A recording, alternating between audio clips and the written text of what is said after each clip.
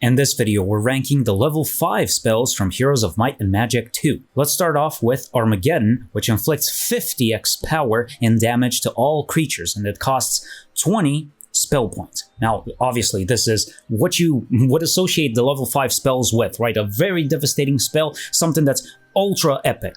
Armageddon is the most damaging spell in the game, for sure. 50x power to everybody, and total damage is insane. It would mean what? If it hits absolutely everybody, it would mean 500x damage. That's pretty significant. It means just double lightning bolt onto every single creature that's not immune to magic.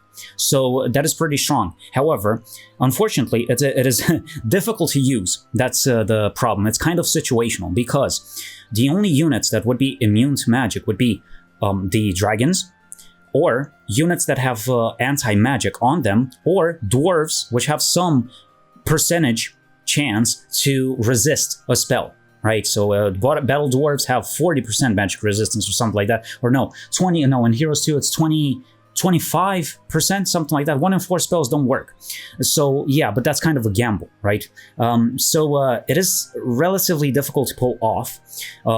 So it's already situational because in order to get dragons, you probably need to be a warlock or to have conquered a warlock castle. So that's relatively situational. And also getting anti-magic, well, there are not many sources for that. You can get it from the Mage Guild level 3, and it's a very small percentage. It's like 12% has a chance to get a specific spell in that level, or from those shrines of the third circle, but that's, again, like a 6% chance to get whatever you want from that, to get anti-magic. So, it's difficult to pull off. Armageddon can be used as a last resort, right? If you observe that you're losing, you might Armageddon just nuke the battlefield just because, right? Just such that even the enemy would lose some significant amount of army. Or even sometimes you can just do this as the ultimate last resort, and both heroes would die because of it, perhaps. But that's not, that significant, I would say. So even though it's a cool spell, it's very epic, it's too situational, I would say. Or at least, to me, it seems that way, because whenever I get Armageddon, there's a significant amount of preparation that I need to do in order to use it, right? So it's kind of difficult to pull off. It's the most damaging spell for sure, but because it's so situational, I wouldn't put it too high necessarily. It's better than, in the C tier, I've had the situational spells, I would have said, but Armageddon, because it's so devastating whenever it actually can be used, I might put it relatively above Holy Shout, because it's also situational, but it's quite devastating. Armageddon, unfortunately, yeah, it becomes nonsensical now because other spells are situational. It's difficult to compare it with everything else, but I would say, as in terms of usefulness, or how often you can actually rely on Armageddon, it's probably below maybe Cold Rain, something like that. Cold Rain, I go for it many times for sure. Armageddon, I don't know. Sometimes it can actually be useless. Like, imagine if you gather the resources, right? Okay, I have 10 of every resource, right? To get that Mage Guild level 5. And I get Armageddon, and I am not a warlock. I don't have anti-magic. Oh, man. Well, what then? What am I gonna do? Just as a last resort? What if I'm not losing? I don't know. It's not the best thing out there, I would say, but it's pretty cool. But let me know what you think, right? Maybe I'm not seeing things properly. But anyway, we have Dimension Door next, which teleports the hero to an unoccupied visible location on the adventure map, right? And it costs 10 mana. Now, this is one of the strongest, if not the strongest, spell in the game, for sure, because this is completely game-changing. If you have Dimension Door, you can do so many things, because you can just travel such a long distance. You can skip certain areas, right? You can just jump through, jump over mountains, walls, whatever, right? The obstacles, the enemy creatures, you can jump so easily, right? So, obviously, this one, you can't do it indefinitely. Like, if you have 300 spell points, it's not like you can just jump across the map entirely in just one turn, because it costs a little bit of movement as well. And it's probably a percentage. Like, logistics is not, I don't think logistics can actually help you move more with Dimension Door exclusively. So, but still, it's game breaking. You can use it just to get super close to an enemy castle, for example, you can do many things with it, even harassing, even though by the time you get Dimension Door, probably don't harass the enemy too much, but technically you could still, appear out of nowhere with Dimension Door, go near every significant mine that the enemy controls, right? Haunt all of them if you have Haunt or whatever, or even set Guardians or stuff like that, right? Go haunt all of them or deter the enemy from getting them back, and then you jump away, and that's it. That's all there is, right? You become a ghost, and the enemy has to deal with all that. And then you teleport again, boom, boom, boom, easy. Like, if you have Dimension Door and the enemy doesn't, that's a significant advantage. It's one of the best spells in the game for sure. Now, it's not going to win you the game necessarily, right? You still need a significant army, some significant primary skills, all that, right? Maybe even other spells as well. But Dimension Door is such a game changer. It can help you immensely. It's better than Logistics as a secondary skill, and that's an S level skill as well. So Dimension Door, because it offers so much movement, it's extremely powerful. Now, how powerful compared to the other ones? Well, I would say it's definitely S level, above the mass. Well, let's say the normal slow, and then we have the mass versions, mass curse, bless, whatever, right, and mass slow afterwards. So I would say it's difficult to rank these things because these are combat spells. This is an adventure spell, but I would say that probably Dimension Door is so broken that it might be just slightly below mass slow and mass haste. I would say probably something like that, because these are game breaking within a battle for sure. Dimension Door helps you outside of the battle. Yeah, Dimension Door is one of the best spells in the game. Definitely top 3. Alright, next we have Hypnotize, but if you've been enjoying this video so far, consider subscribing to the channel. Thanks so much. So Hypnotize takes control of the creature if the hit points of the stack are less than 25x power. Costs 15, it's cast in the combat, and the duration, this is not accurate information, it's not 1 round, it's actually 1 attack, which is quite significant actually. 1 attack. That means that if you hypnotize somebody, and you don't deliberately attack with them, you control them indefinitely. Permanently in that battle, that's the enemy can dispel that with Dispel Magic, Cure, or if they cast anti-magic on that stack as well. So that is pretty interesting.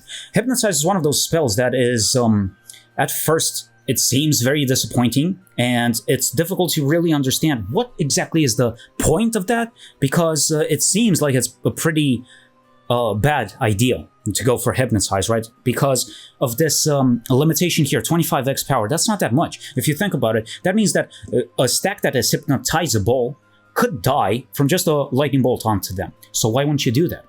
Well, I found the answer, or I think so, right? I found an edge case, a situation in which Hypnotize actually works. And I do believe that because of this, probably this was the initial intent that the developers had, but it's not obvious at all, unless you have played the game a lot or have tested certain things. So anyway, let me explain what it is. So, if you have seen that other video with the level 4 spells, I've mentioned there that there is Resurrection, right? And also Resurrection True is a 5th level spell, very similar, but the effect is permanent. That's the only difference, and it costs more. But I've said that Resurrection is an interesting spell, or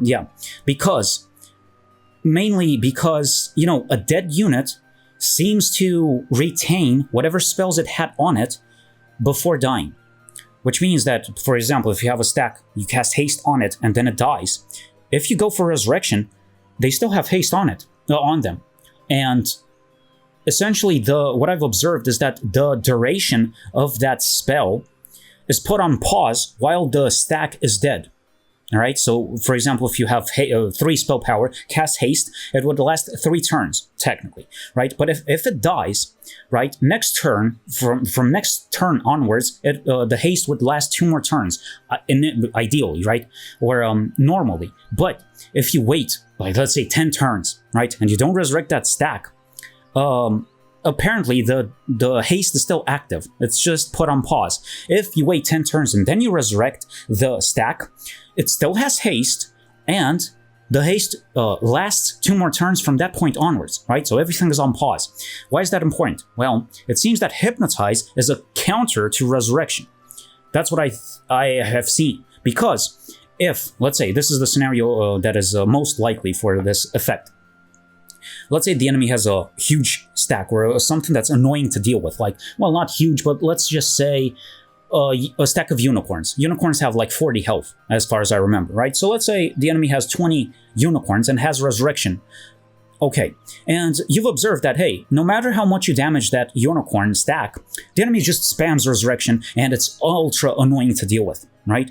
Well, what you can do with Hypnotize is you just attack that stack of unicorns with other units, right? You reduce the stack from 20 to, what would it be, like 5? Let's say 5 times 40 is 200. So let's say you have 8 spell power, such that 25x power would be in exactly 200 health for 5 unicorns, right? Once you reduce that stack from 20 unicorns to 5, let's say, you can go for Hypnotize. And the beauty is that unless you attack with them, you control them indefinitely, no matter what the enemy does, unless they cast Dispel, Cure, or Anti-Magic on that unit. Which means that even if somehow the enemy thinks, right, he's 200 IQ, or so he thinks, well, I'm gonna cast Fireball or something AoE that deals AoE damage, such that the unicorns would die, and then I resurrect them, and I resurrect a lot. More than 5 for sure. Well, you still have Hypnotize on them.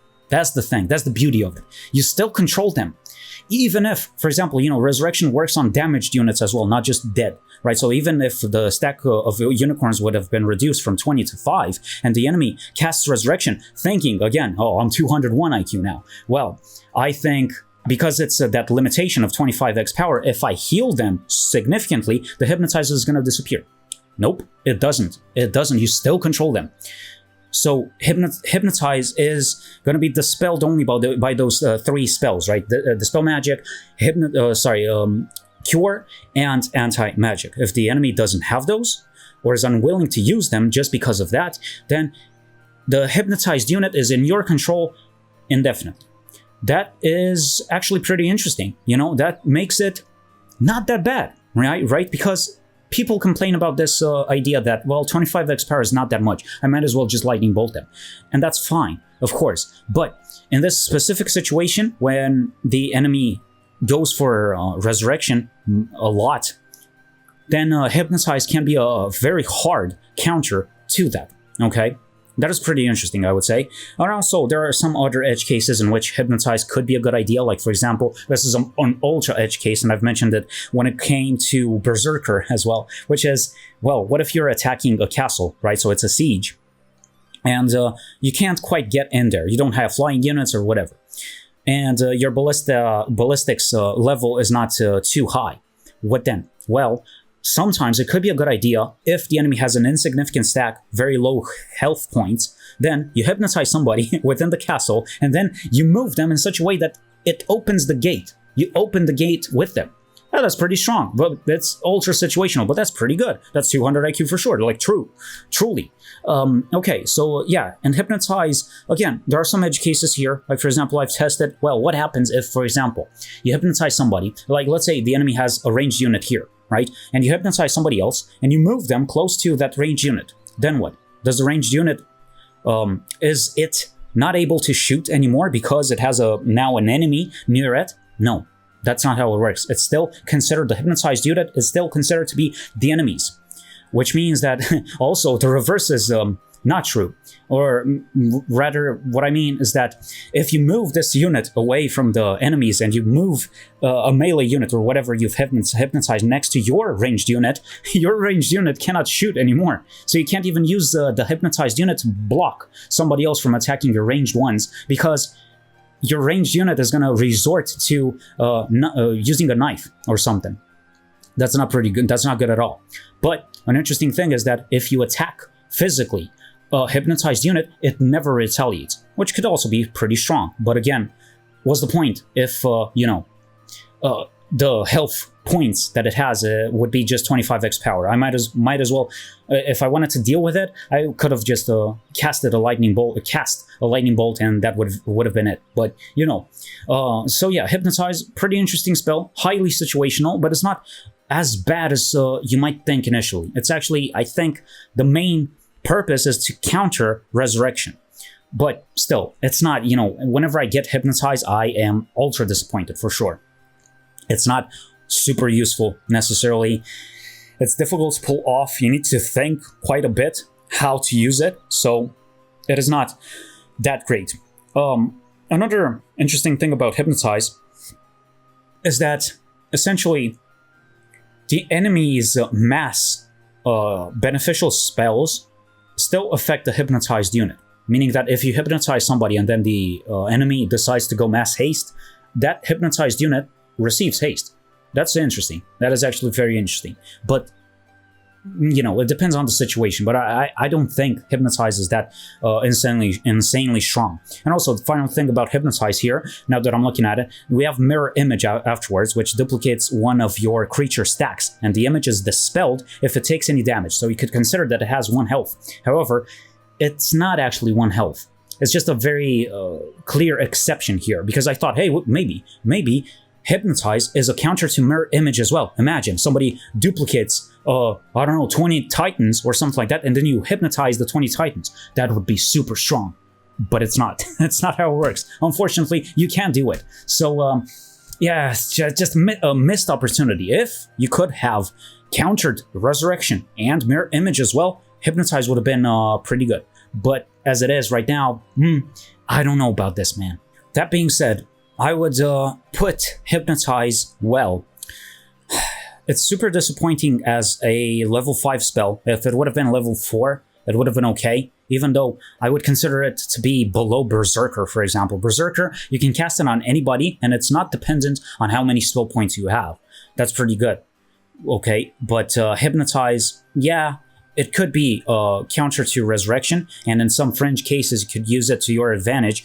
But I don't think it's strong at all, honestly. So I would put it actually below Berserker, which is pretty strong, but it's situational. This one, ultra situational, and it's not that great. You can combine it with an artifact that doubles its effectiveness, meaning that you could control a unit with within 50x power and hit points, but, you know, that's ultra situational to get that exact artifact, right? It's a shame that in Heroes you can't really buy artifacts. It would have been interesting if you could have had some sort of a store with random artifacts each week, and you could buy something that you could use. That would have been maybe interesting, but also possibly broken.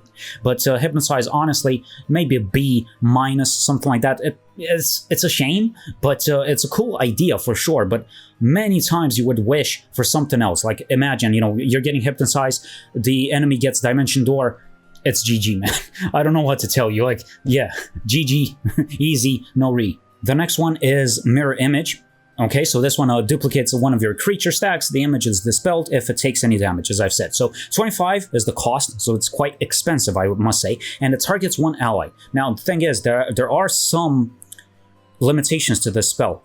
First is that you can't mirror image the same guy multiple times at once. You can only have, what I mean is that you can only have 1 mirror image per stack at once, right? You can mirror image a Titan. If the mirror image dies, then you can cast mirror image again on that Titan. But if you already have a mirror image, you can't cast it again. You can't mirror image the mirror image or anything like that. No, it's just a 1 mirror image limit per stack at once, that is. Okay, so that is one thing. The other thing is that, unfortunately, the mirror image doesn't retain the spells of the original stack. So if I cast Haste and Bless on a Titan and I mirror image, that mirror image is bare bones. It doesn't have anything. So that is pretty interesting as well. So you can't quite combine it in the sense that, oh, let me haste some unit, right? Then wait for the enemy to maybe cast a spell or something. No, let's say I haste, the turn ends, then next turn I wait, I don't cast a spell, I wait for the enemy to cast a spell, then I wait for the slowest unit to be controlled by me, my slowest unit to be controlled, then I mirror image that faster unit such that it could also get an attack this turn, and then next turn I attack with both my original one and the sped up mirror image. But it doesn't work. It would have been an interesting optimization, but it doesn't work.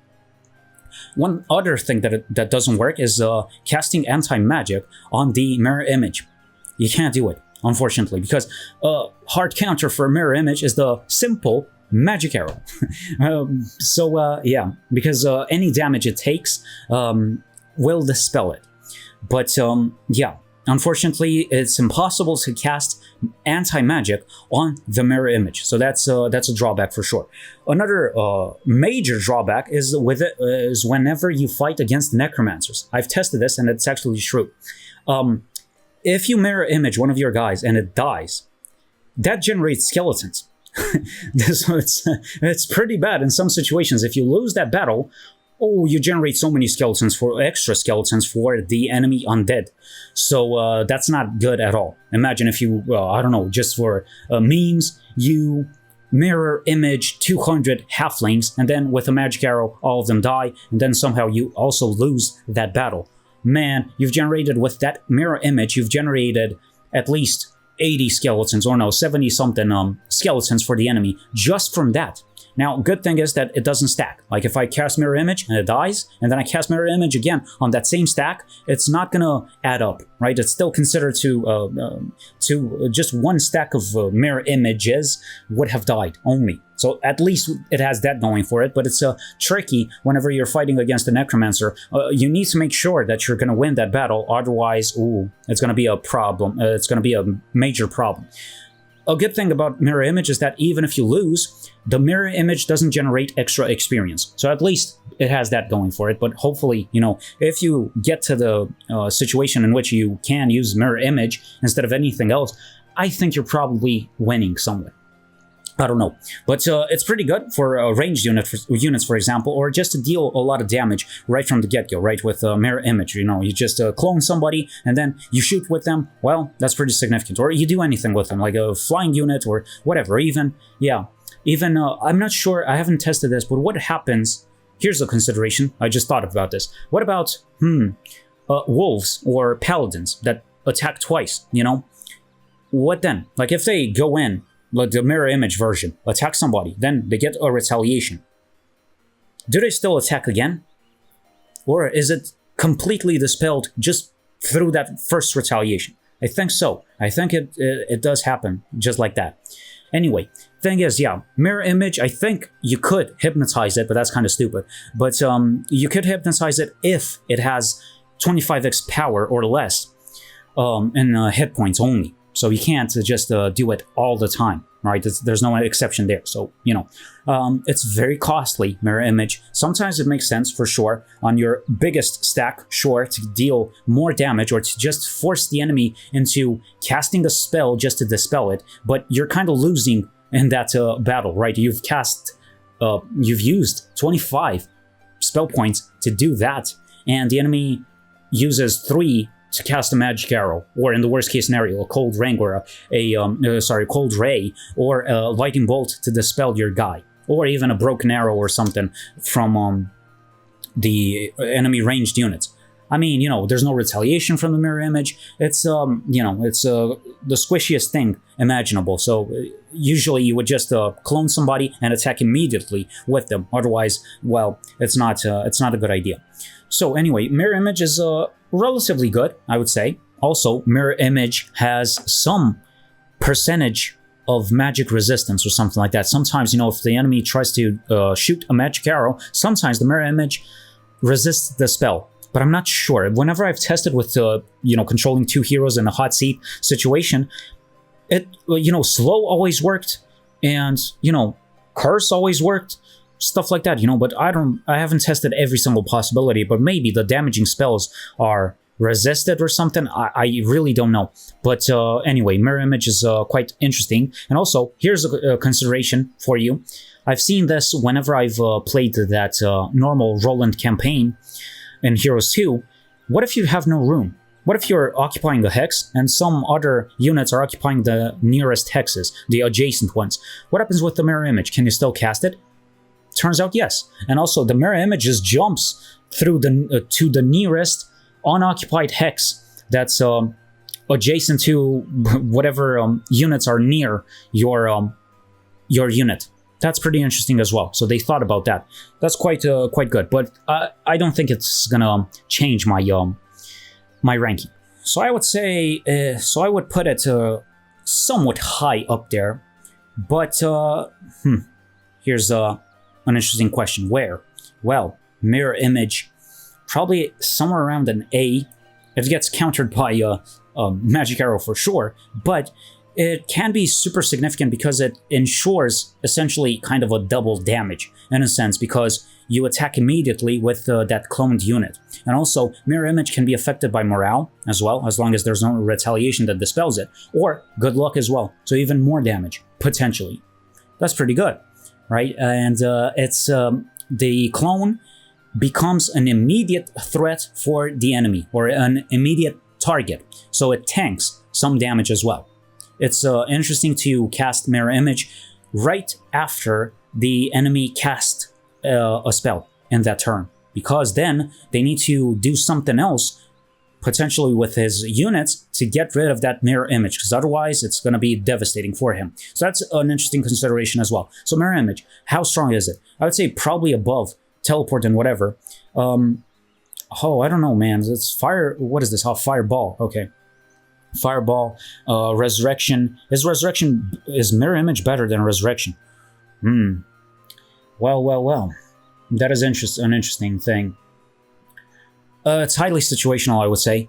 Probably most of the time, Mirror Image gets you a significant damage increase or damage output, and Resurrection might just make you resist a little bit more, but because it's just 50x power, this one copies fully whatever stack you have. If you have an insane stack, then, you know, it's gonna be more significant. Also, the duration, it says here it's the entire combat, but I don't think that's true. I don't know exactly what it is, but it might be something like half of your spell power, because it doesn't seem to last that long necessarily, but I'm not sure. Maybe it's just 1 round per spell power. I'm not sure, but it can expire. As far as I've seen, like, it's kind of unclear in my mind, but I think it expires though. So anyway, probably an A. Oh, let's see. Mirror Image, better than Enemy Dead, not even close. Maybe, better than Cold Ring, yeah, probably. Most of the time, yes. Better than these other spells. Look, Mirror Image can deal a lot of damage if it copies a huge stack. It's the same as Bless, for example, which scales with the number of units in a stack, for example, or even Bloodlust and all that. So, you know, let's say, Mirror Image is pretty good. So I would put it pretty high up there, perhaps even here, right? Perhaps. It scales very well with whatever stacks you have. These other ones are reliant on your spell power, but chances are if you're going to be using Mirror Image, you probably have at least a lot of knowledge and some spell power, right? So it's kind of the same consideration. I would say, yeah, probably around here, but I guess we might revisit this a little bit later. Who knows? But it seems correct here. But let me know what you think. Next, we have Resurrection True, which regrows 50x power in hit points of killed units, and this time it's permanent, and it costs 15, as opposed to, I think, 12, right, for the normal Resurrection. So this is pretty interesting. Now, it doesn't have that kind of same consideration, as I've said for Resurrection, right? You get into that stupid situation in which you don't, a stack doesn't die within the combat, but it dies afterwards, which is stupid. Like, for example, you have 10 Minotaurs, you lose 5, okay, resurrect, get back to 10, lose 5 again, get back to 10, battle ends, you don't have any Minotaurs now, because somehow the game calculates the difference between the initial units and a stack, and how many you've lost in total. So you get into that situation where you have 10 initially, minus 10, minus 5, I mean, and technically, you've never lost them. They've never died, but they die afterwards, which is stupid. But here, it's true, it's permanent, so it's like an animated dead, but it works on everybody. I think everybody. I'm not sure about necromancers or undead units. Can they be resurrected with Resurrection True? Maybe, but I'm not sure. Obviously, if you have Animate Dead, you wouldn't go for it, but if you don't, maybe this is the second best thing, but it costs way more, even though it has the same effect.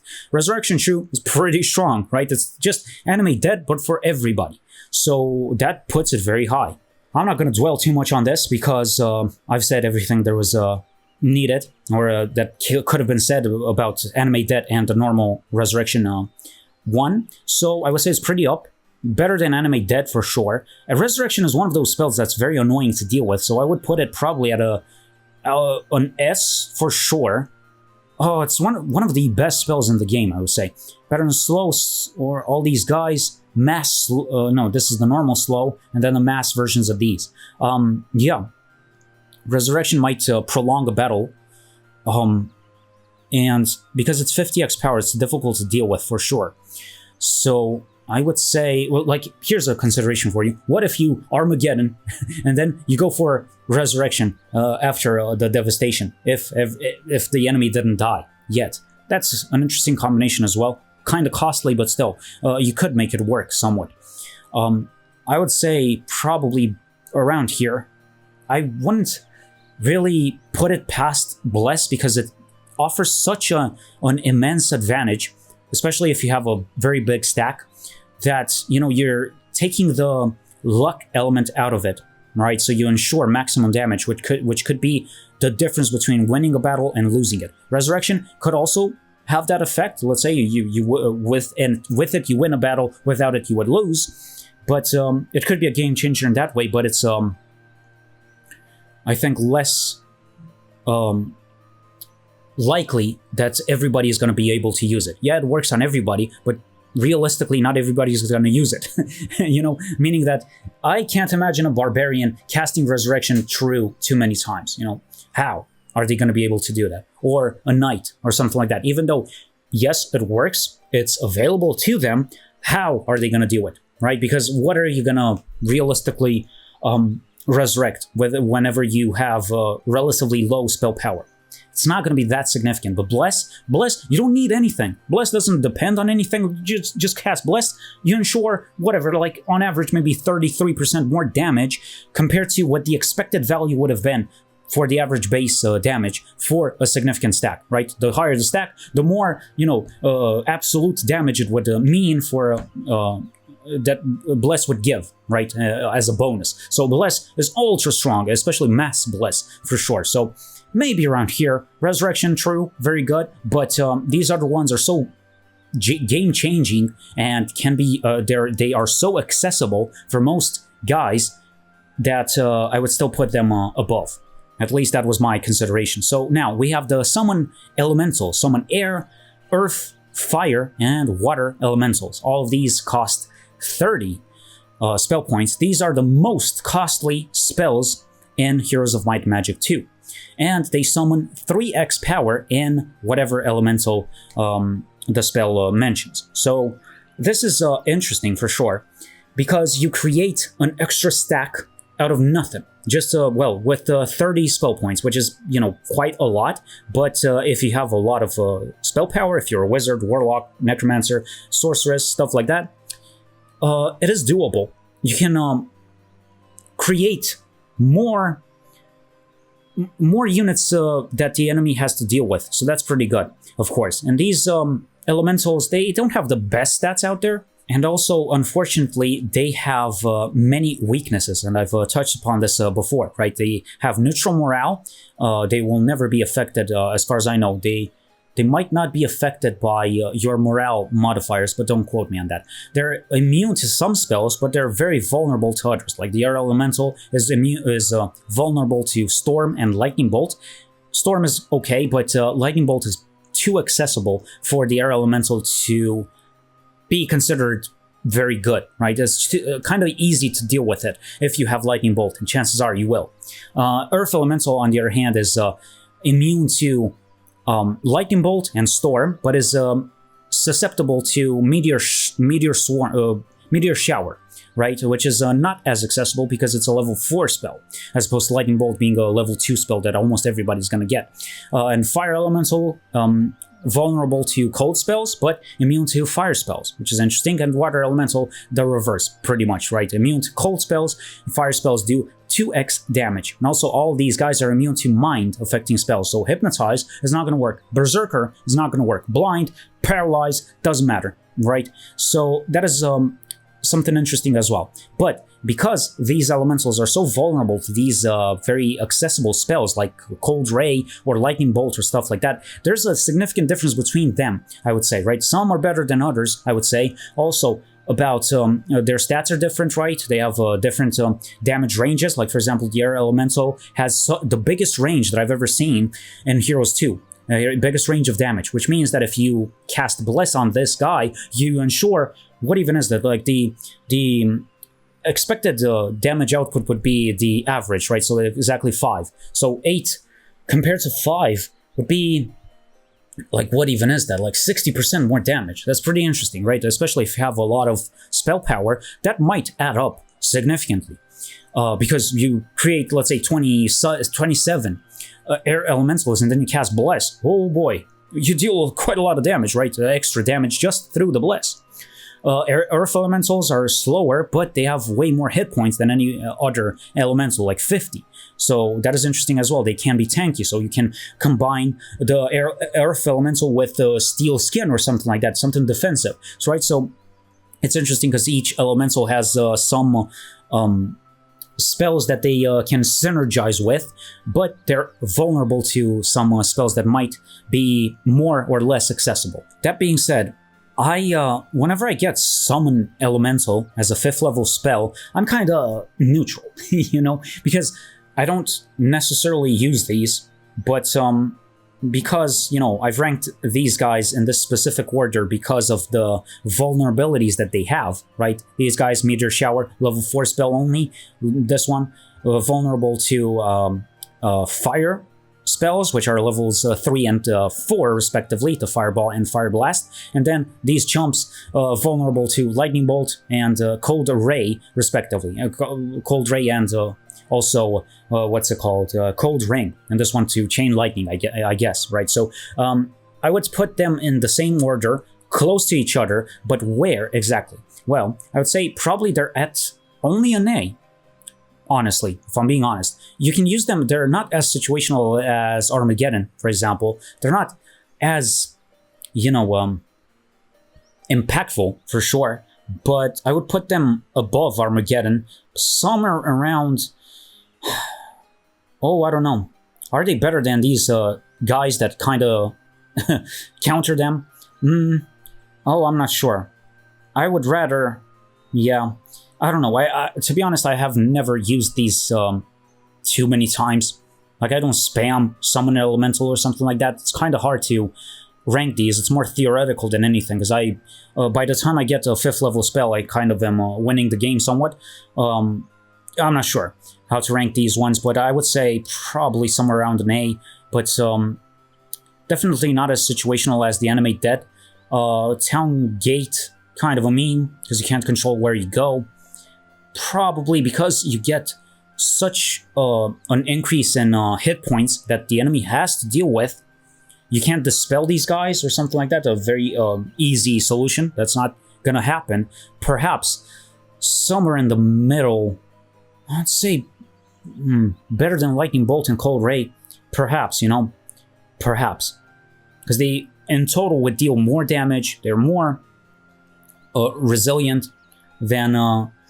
you know, they offer more resilience in the whole battle, right? These other damaging spells, yeah, they just reduce some stack from the enemy, but it doesn't help you defensively in any way. So I would say perhaps just here, right? Above the normal Lightning Bolt, I would guess, but this is highly debatable. I don't know, but maybe in this specific order, Summon Elementals only here, because the other ones are just so game-breaking, anti-magic, so strong. Whenever you have it, you can do so many things. You can deter the enemy from doing so many things. Mirror Image, just cast a clone, boom, instant, insane damage, and also it's the enemy is going to focus on that Mirror Image as well. Chain Lightning, very devastating. Storm, Meteor Shower, all that, right? These ones control the battlefield. Haunt gives you infinite experience, and these other spells are just so easy to use. These ones, you need some decent knowledge to use them. You need some decent spell power, and also, I'm not sure about this. I haven't been able to test it so far, but let me know if you know this information or not. If I cast air elemental or something, right, some elemental, and I lose that battle, does that generate more experience for the enemy?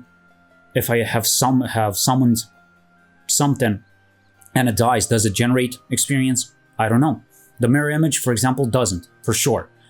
Air elemental, I don't know. I'm not sure, because that would make it even worse.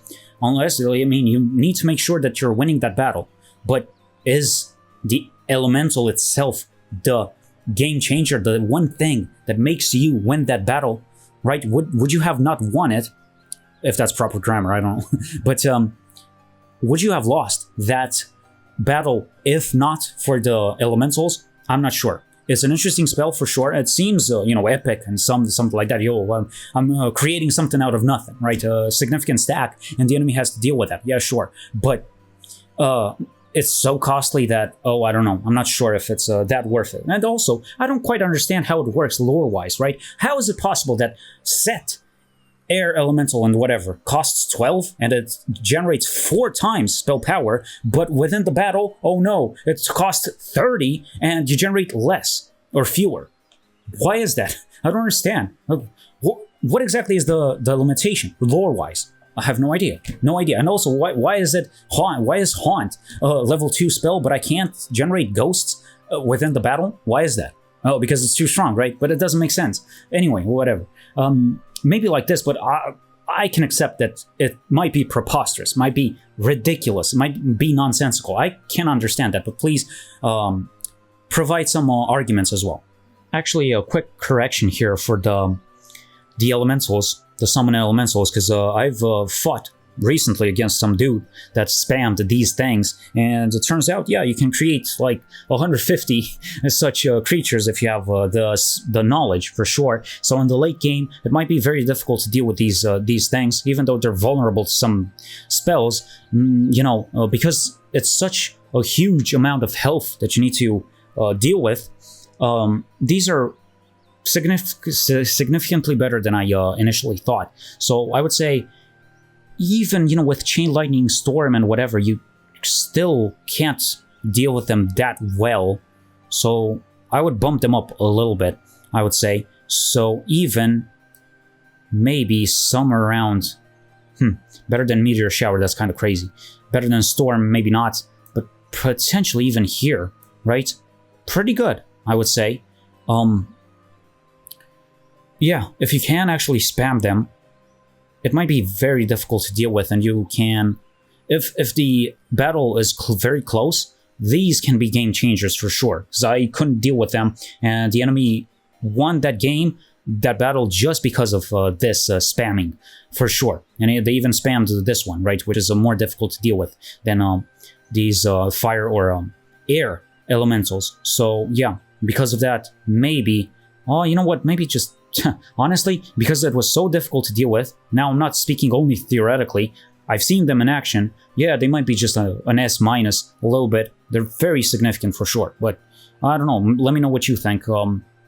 Yeah, if you have the knowledge, it might be a significant stack of units that you need to deal with, for sure. And the final spell is Town Portal, which teleports the hero to any friendly town, costs 20, and it is the improved version of Town Gate. It removes that drawback that it has, right? It's not random anymore, you can jump wherever you want. And the beauty is that once you are in the castle, you can just skip a turn and get all your mana back as well.